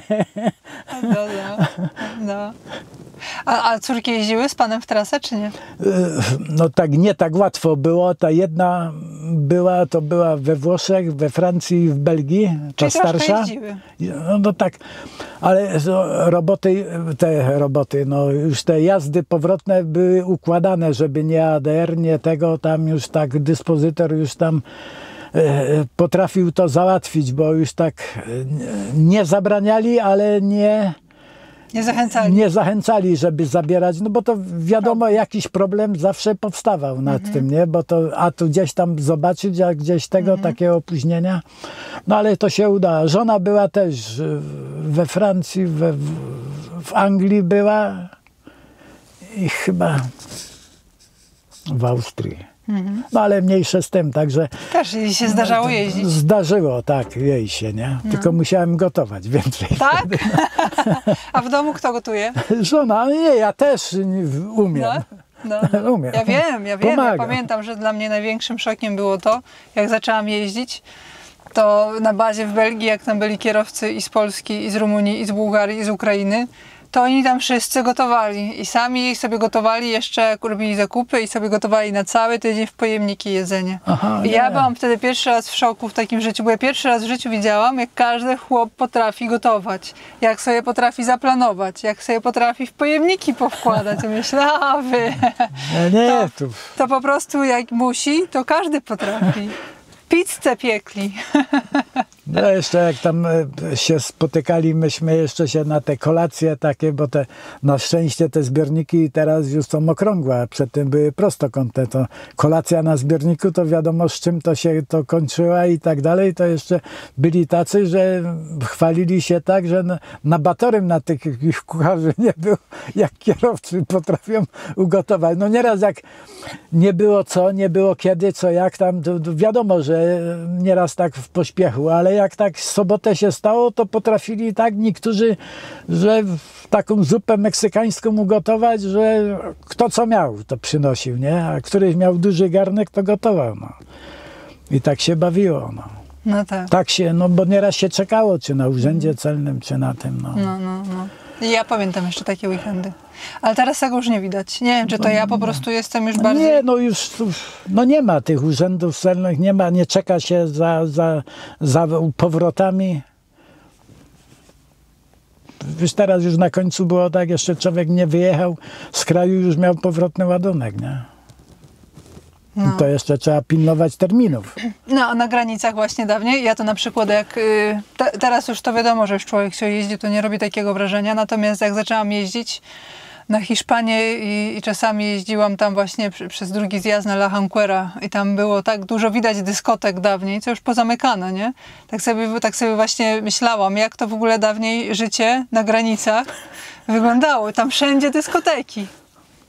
Wszędzie się chodziło. I tego teraz brakuje. Tego teraz brakuje. Ja pamiętam, jak 14 lat jeżdżę. Raz w życiu mi się zdarzyło wylądować na takim autohofie i to w Austrii. Pamiętam jakaś taka byłam zakręcona.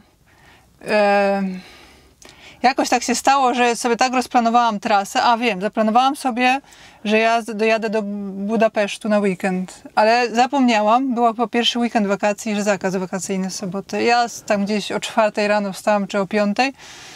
W Niemczech jeszcze wjechałam do tej Austrii, jadę taka zadowolona, już myślę jeszcze tyle godzin i już będę w Budapeszcie. I jadę, patrzę, nic z tych ciężarówek nie ma.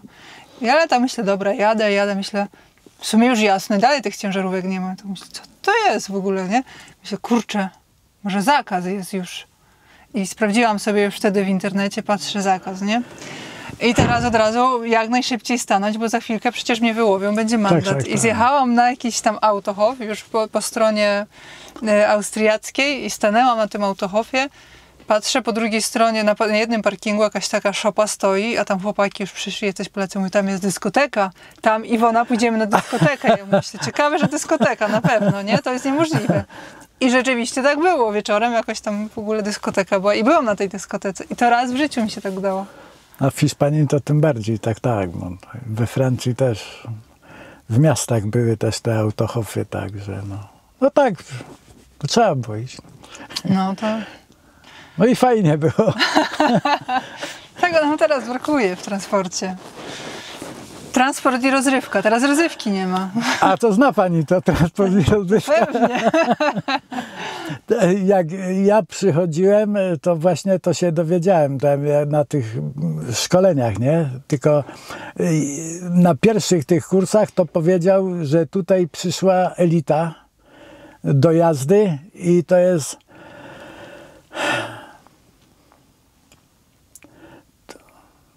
transport i rozrywka, Towarzystwo Inteligencji i Rozsądku. A Tak tego nigdy było. nie słyszałam. Ale to już pani wie teraz, nie? To było na początku. Pilnujcie się, to co będzie tutaj wam mówione, żebyście tego przestrzegali, nie? No wiadomo, że inteligencji to brakuje do dzisiaj niektórym i rozsądku.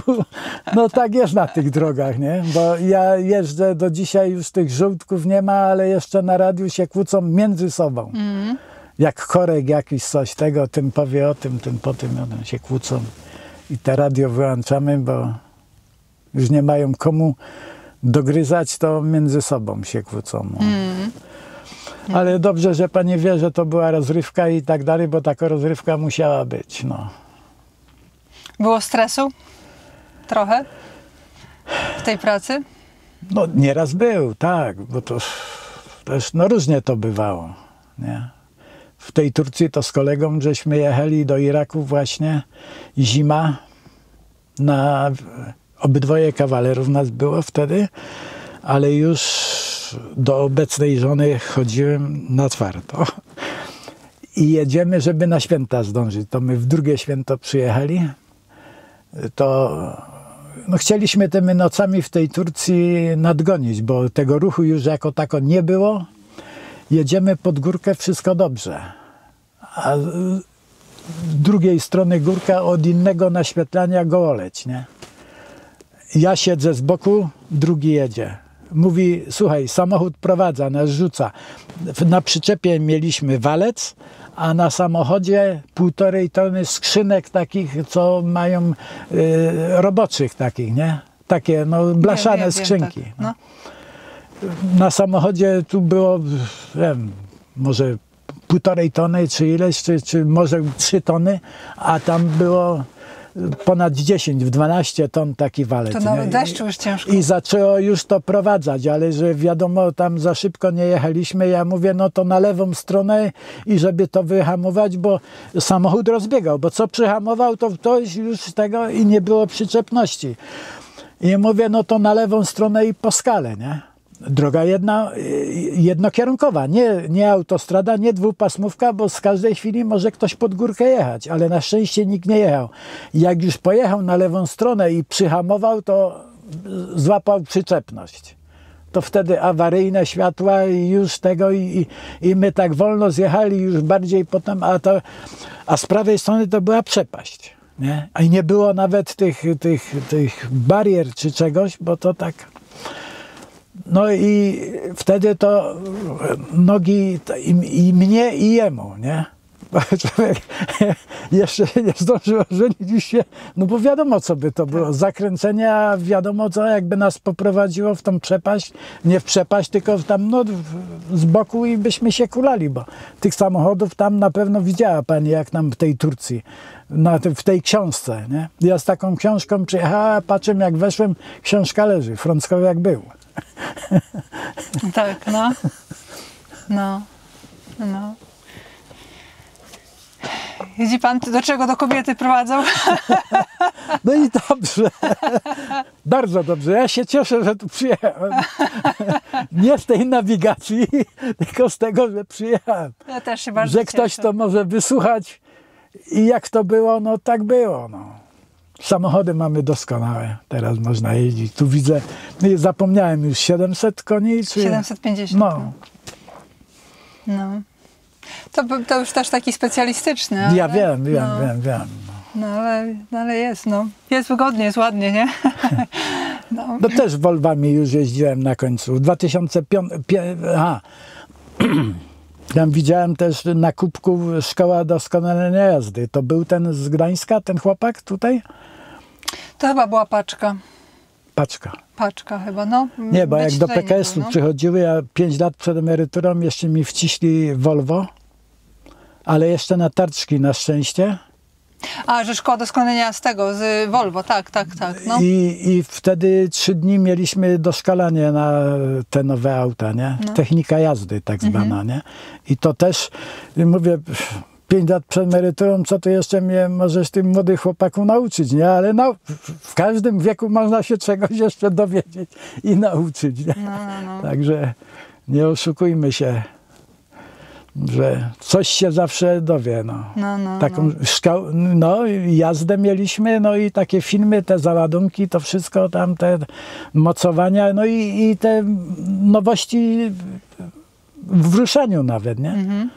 Bo te auta już teraz, to już przecież, no, to jest automat chyba też, nie? Tak. Bo to teraz, no, co to teraz by się biegami bawił. Dlatego też kupiłem nie tak dawno sobie też osobowe w automacie, bo kiedyś miałem No tak. 3 Mercedesy osobowe zjechać w jednym tam manualne, w 2 miałem. I teraz 3 lata temu zmieniłem, już z Ameryki ściągłem sobie te Forda Kugę, podwyższany trochę, łatwo się siada, tylko dużo pali, no. Ale jeszcze jechać. 240 koni, benzyna na 4 Pan ciągnie. przyzwyczajony do tego, że to musi być dużo koni. Powinno być. No i dobrze. A że jeszcze, jak to mówię, dorobię i na to paliwo jest, to się wcale tym nie przejmuję. Jeszcze pan ma ochotę na wodę? Nie, dzięki. No chyba skończymy już. Chyba myślę, że tak. Już na tak sam koniec. Słowo do młodych kierowców. Od starego trackera doświadczonego. To całą Europę jeszcze raz zjeździł. Pokory niech nabiorą, bo widzę jak jeżdżą też. Pokory do innych, do współuczestników drogi. I tyle, tak? Tylko tyle, no. Tylko tyle. I szacunku do starszych. I niech tak będzie. Bo niektórzy mają, nie? Niektórzy fajni są. bo jeszcze mam styczność nawet, nie? Czy tam i osobiście tak na tych parkingach, bo przecież też tu przez Jędrzechowice jeździmy i przez Słubice i tak dalej, bo to tak, no niektórzy chcą wiedzieć, pogadać i tak dalej, tak jak wiem, no w Jarocinie jest tam parę takich firm, to też się przychodzili dowiadywać, a chcieliby, żeby tam z młodym jechać. Ja mówię, gdzie taki stary z takim młodym, co on o mnie pomyśli, nie? Jak ja zacząłem jeździć, miałem współtowarzysza 52 lata miał, już miał ruchy nie takie, mi się to na pewno, nie? Ja nie wiem jakie teraz, ja mam te ruchy zdziadziałe już. No pan ale nie tak wygląda jest, na pewno. Ale ile pan ma lat w ogóle? 50 rocznik, 75. 75. No na pewno tak pan nie wygląda na te lata, ani ruchów pan też nie ma. Ja się tak Nie, ja wiem, że już nie jest to, bo nawet jak samochodem już nie szaleję, tak, nie? No. Nie szaleję. No już tak, ale wiem, że wiem o tym, że już nie te ruchy, nie? No ach, to ja już nawet widzę po sobie, to mam 40 lat prawie, że już czasami gdzieś trzeba się troszeczkę tak bardziej skupić, że albo się człowiek zamyśli, albo coś. Ale daję radę jeszcze bym pojechał, ale już nie chcę. Autobusem może jeszcze bo już mnie jeden już namawia już tego i to jeszcze mówię z emerytami, czy jakimiś dziadkami, czy do Częstochowy, czy gdzieś to tam, ale nie tam wycieczki jakieś, bo to wiadomo. No. Butelki się kulają po autobusie, nie biorą kwadratowych czy płaskich, żeby się nie kulały, a zaś trzeba sprzątać jeszcze, bo też to byłem. Toaleta w autobusach jest wszystkich. Przeważnie sam nie jechałem, tylko z drugim kierowcą, a jeszcze pilot do tego był, jak już takie są te wycieczki, nie? To mówi z toalety korzystać tylko, bo to ograniczone pojemniki są, żeby tego, tam na parkingu wiadomo, że jak się jedzie w dwóch, to nie potrzeba tych godzin przestrzegać, ale te 40 minut, 45 to i tak stajemy, niech bo jeszcze kartę mam też, nie? I prawo jazdy jeszcze do następnego roku, a to mówiłem już, nie? 10 kilometrów człowiek ujedzie, już widział, że już do toalety ktoś idzie. A były za darmo. No. Na tych stacjach, na Orlenach przecież, nie? No, ale gdzie tam, no?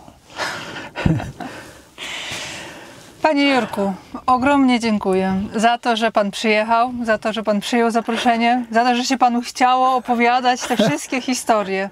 Ogromnie dziękuję. Na pewno się przypomną jeszcze jakieś inne, bo to już za krótko. Trzeba jeszcze raz przyjechać. No, zapraszam.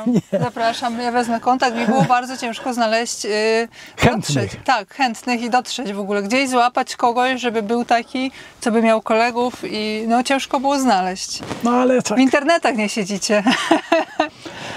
No przyznam się, że nie.